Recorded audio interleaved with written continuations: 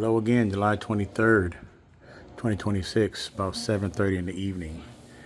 Hey, you know what? I finally thought about something to say. Right now, I'm at my in-laws' home. We just had a little dinner from the last video, had a little fish.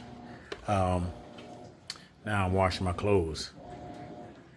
Yeah, so I think if I go to bed at by 10, I can get up at least 5:30 and drive into work. So give me a good night's sleep, which is good. But in the story I thought about, I don't know if I told the story on how I met my wife in the first place. Did I talk about that? Oh, maybe. Well, if I did, I apologize. Well, I'm gonna say back in end of 91, 1992, I came home on vacation. At this time, I was serving in the United States Navy, and I was stationed over in Yokosuka, Japan. And I took a vacation once a year for 45 days in the summer. So I'll come home, say every June or July, for the month. And I had a friend. His name is Kenny. Rest in peace. We called him. His nickname was Los Angeles Kenny because Los Angeles is a very large city, and that man knew everybody. Every part of LA, every city we would go to, every small city within LA, he would know somebody. So we never had to spend money. We always got in free. We always got a discount on food, drinks, whatever. Anyway, so we were here. We're here. We're in the city right here. I don't know what we were doing over here. He has a cousin that lives over here. Now, at the same time, I had a friend of mine who also served in the Navy with me, who was from this area. His name was DeAndre, and he came home the same time I did. So we decided, hey, let's just hang out together while we were on vacation. 'Cause we were good friends while we were working as well. So he comes. I don't know how it is with you, but say if I'm at home right now and I say, hey, won't you come on by today? We have a couple of drinks, play some music, and just hang out. But he comes over with four of his friends. I didn't know about that. At that time, I had four of my friends already there too. Okay, so now that's a small party.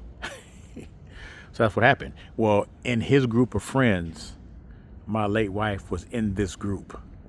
Now, at this time, I didn't know her.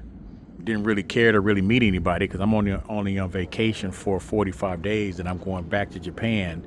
I think when I met her, I know when I got back to work in Japan, we were going to Bali, Indonesia, like 3 weeks later. So I was excited to do that.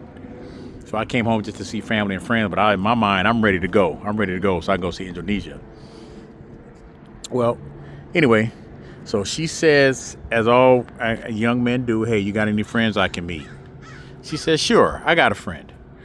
We're going to go to this disco or club tonight. Won't you come? Okay, so I go. This young lady doesn't show up. Doesn't show up at all. Okay, again, no big deal, whatever. So this happens 2 or 3 more times. I'm asking her, hey, what's going on with your friend? Come to find out.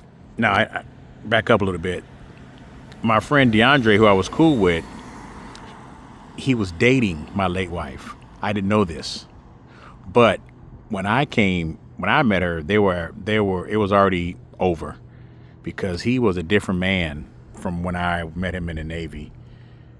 When we came home, he was drinking a lot.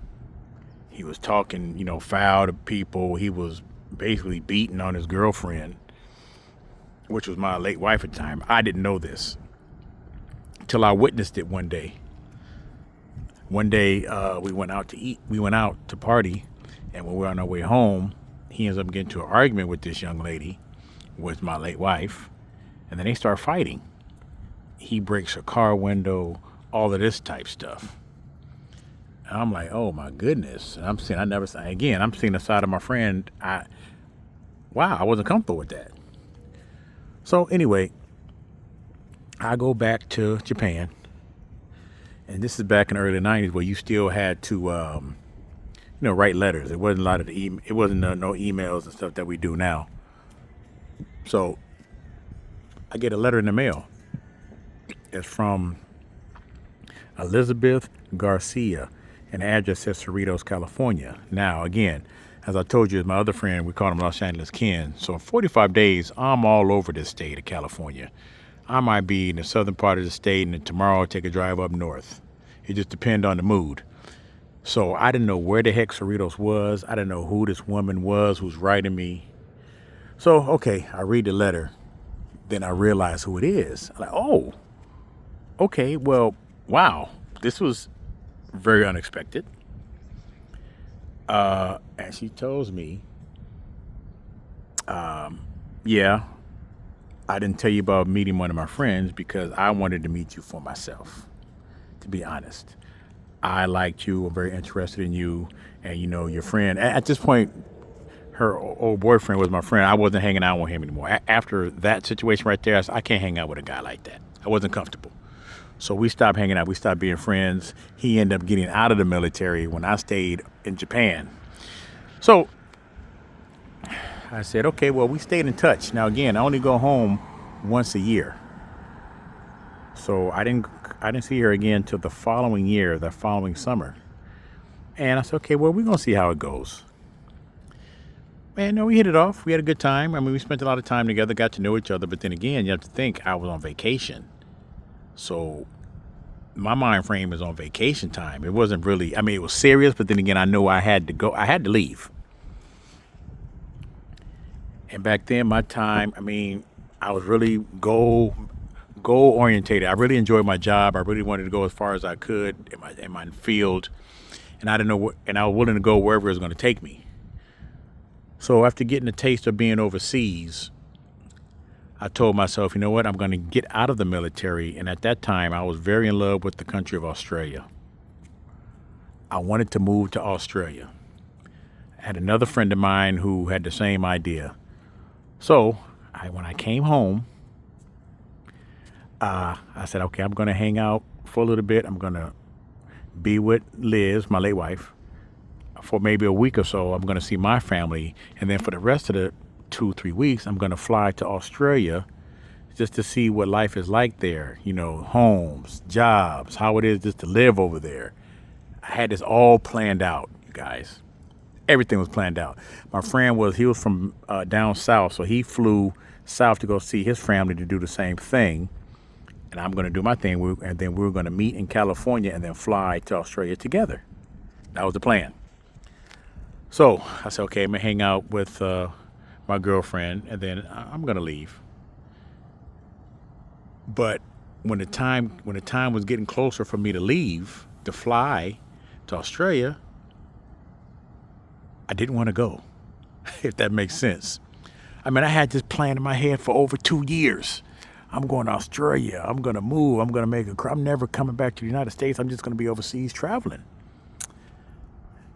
And as the time came, I did not want to leave. I wanted to stay here and see how things went with my girlfriend because, like, wow, I'm really enjoying her company. Am I falling in love with this woman? At that time, I'm like, no way.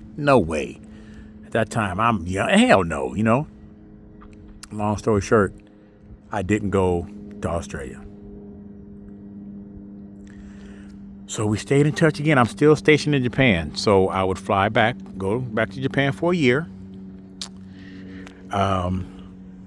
We would stay in touch, letters, phone calls, things of that nature. She even wanted to take a trip to Japan to come see me. But I told her no, because my ship I was on at the time, we were always at sea. So I didn't know if I would have time to see her or not. She didn't believe that. She thought I was just running the streets. Well, partially I was, but mostly my schedule was very, very hectic. So that was 92. You fast forward to end of 94, going on 95. I was leaving Japan for good. I was coming to the United States. I was going to be stationed in California as a military police officer. But I had to go to Texas to go to my schooling, and that was like a good couple of months. Well, so I get back. Again, we're still dating. Marriage is furthest from my mind, but her mother and father, her mother. Okay, this my late wife, she's Salvadorian. Her mom is from El Salvador. So her mother is very leery about everything because the last boyfriend she had, as I told you, he was no good. So her mother was leery of that. So she didn't really care for me too much. She respected me, but at the same time, it's like, I don't know this person. I really don't want him around. Blah blah blah. So that put a strain. I wanted to be respectful. I want to come in and meet her parents and do the right thing. She meets my parents, etc. But her mother wasn't really too cool on that. So I remember I came over here one night and I parked right there where those trash cans were. I remember that. I parked right there to pick her up. And so she comes outside. She says, wait a minute, because I'm in here with my mom. Our church pastor is here. I'm like, your church pastor? And she says, yeah, because she said her and her mother were arguing for a while about me and our relationship because her mother just wasn't going for it. And I'm like, oh, okay. So I'm like, damn it. Well, okay, look, I have to leave here soon anyway. Let's go ahead and just call it quits because I'm not trying to mess up somebody's family because of how they feel. Whatever how they feel, I wanted to meet her, at least let her know, like, every man is not that way. But my mind, I said, okay, let's go ahead and call it quits. I'm just going to go, you go your way, I go mine. And she was not having that. She was like, nope, you sit your behind right there and I'll be back. So I'm sitting there for a good 20, 30 minutes. And next you know, she comes out and we can go out. We went out to dinner and a movie. And she's telling me all of this, what I just told you. And I'm like, oh, man, this is not good. But she's like, no, forget that because I want to be with you. You want to be with me. This is what it is. If I have to, if it's time for me to leave the house, then that's what I'm going to do. And of course, I didn't want to do that because I didn't know what the heck I wanted to do. So,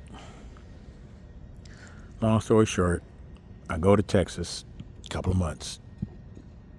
She calls me and says, hey, Jason, I'm pregnant. Oh, shoot. Okay, well, what is a man supposed to do? You know what you're supposed to do. Okay, well, let's go ahead and take care of this. We getting married.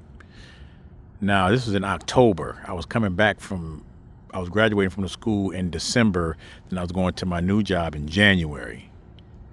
So October, November, I'm just kind of trying to process all of this. Oh, damn, she's pregnant. I'm going to be a father. We're going to be parents. What the heck?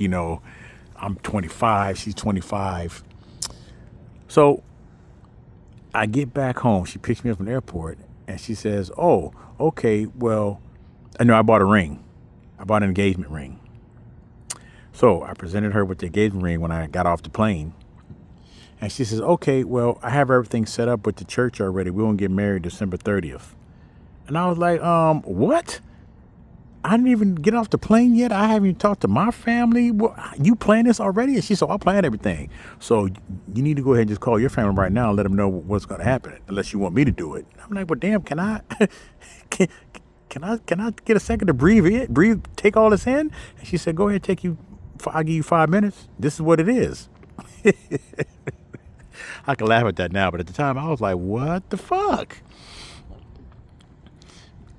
So I told my mom, hey, Mom, I'm getting married. I told my family I'm getting married. Of course, they were like, what? They're shocked. Last time they saw me, I was that 17-year-old running up and down the street, getting arrested, doing all kind of nonsense. Now I'm coming back a grown man talking about I'm married and I'm about to have a baby.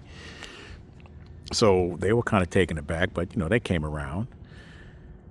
And then we got married in December. Then January, we drove down to San Diego, California, and that's where we were for 10 years. Wow. I don't know if I told that story or not, but yeah, that's pretty much how it happened. I think I'm forgetting some stuff in between, but I'll let you know more of that once I get into more videos. But yeah, all of that to say happened on this street right here. And you see how quiet this street is. The only thing that's noisy is me talking right now. And so I wanted to move here. I said, you know what? This city, I love it. It's quiet. It's different from where I'm used to, where I'm from. But she said, no way. I don't want to live here because, she was born and raised here. But I said, look at this. This is peaceful. It's a family neighborhood. And no, but she said no. But anyway, we got to San Diego, and my wife, the baby was stillborn. So the baby didn't survive. So that was hard to take, very difficult to take.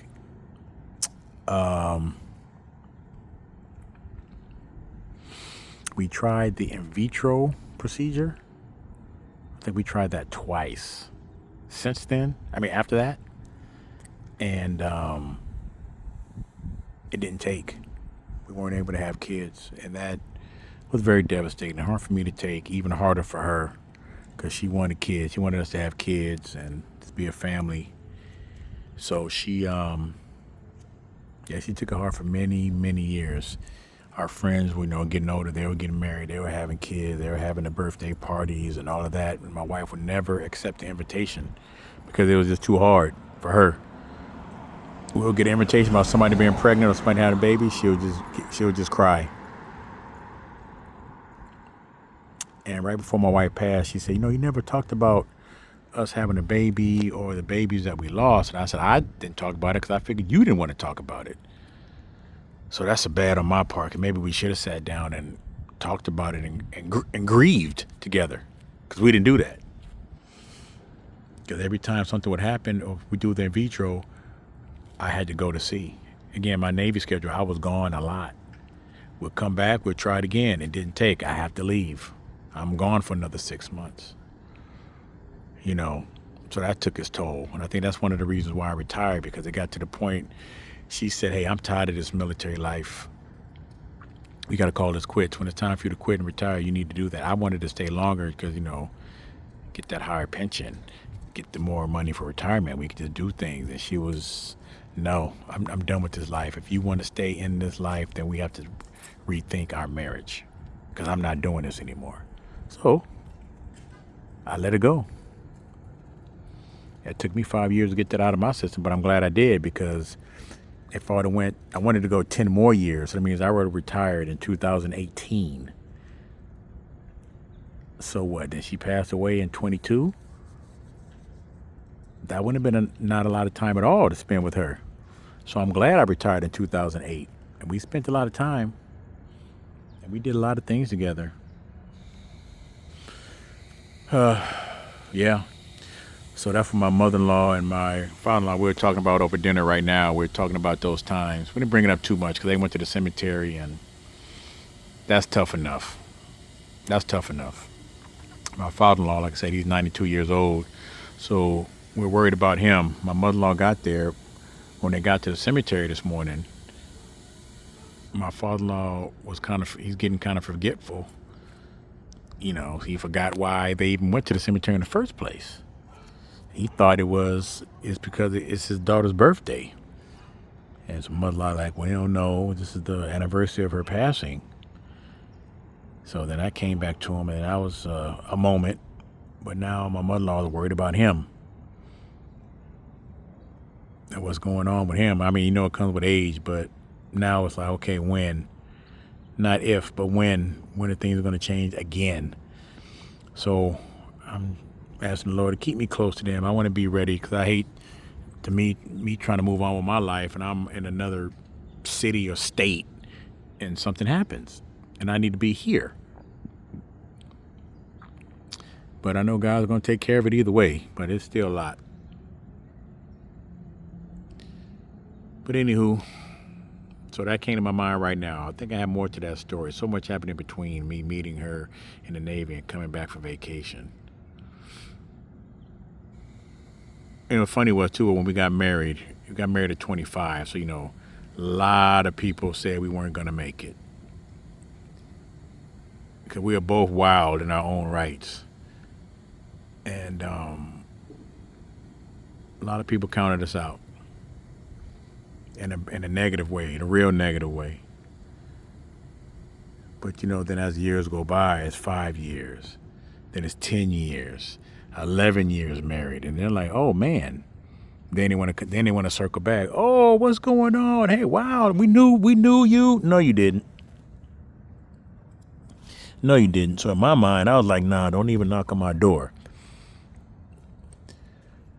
You know, my wife was really quick at that time. She was very quick to cut you off. If you were talking boo boo or you were carrying yourself in a negative way, she said, okay, well, I don't have to deal with you. And then she'll cut them off. And then again, all of those type of conversations happened on this street. I just imagine all these cars pulling up, coming to visit, all the negative conversations like you can't hang out anymore, or nope, this is my wife, nope, this is my husband, we're not living that way, you got to go, screw you, forget you too. And there's some good conversations as well. But okay, this is 20 minutes. Wow, this is a long one. But now the stories are starting to come. I got more stories, but so that is the story starting in 1991-92 era and stretching all the way to 2026. Everything happened on this street right here. But thank you for listening to me. Let me get back to these clothes. I got to take a shower and prepare myself for bed. I got to get up at 5 a.m. Thankful they let me use their washer and dryer. Okay, thank you for hearing me. Talk to you soon. Bye.